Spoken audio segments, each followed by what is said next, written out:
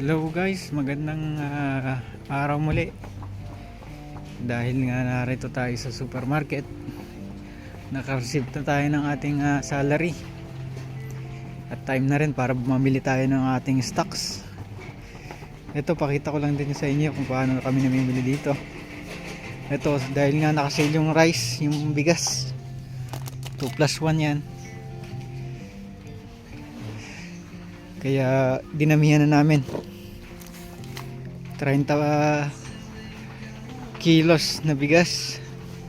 Itlog sales din, kaya 2 tray na. Sagana tayo sa itlog.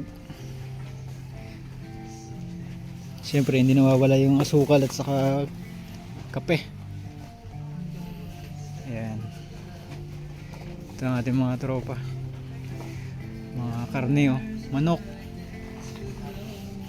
Bumili kang baka, bro? Oo. Ano yan? Honey? Pulot?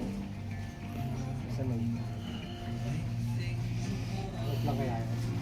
24 ano lang, parang 25 zloty lang.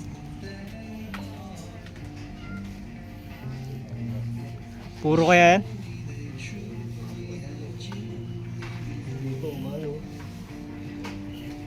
Yan, nakasale yan. 24, 25 lang, zloty. 25 zloty.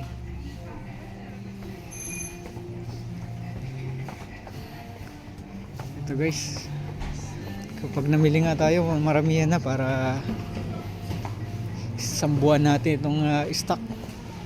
Kung mapapaabot natin isang buwan hanggang sa sahod, pinipilit natin para makatipid sa oras, sa pamimili. Para pag galing sa trabaho, luluto na lang, hindi na lalabas. Sabagay, malapit lang naman yung bilihan dito sa supermarket. Halos 250 meters lang halos. O wala pa. Malapit. Ilang bahay lang yung pagitan ng supermarket dito sa accommodation namin. Kaya enjoy lang.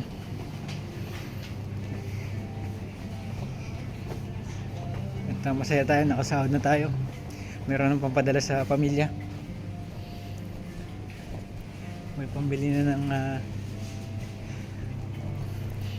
pagkain ng ating mga anak at saka budget sa school.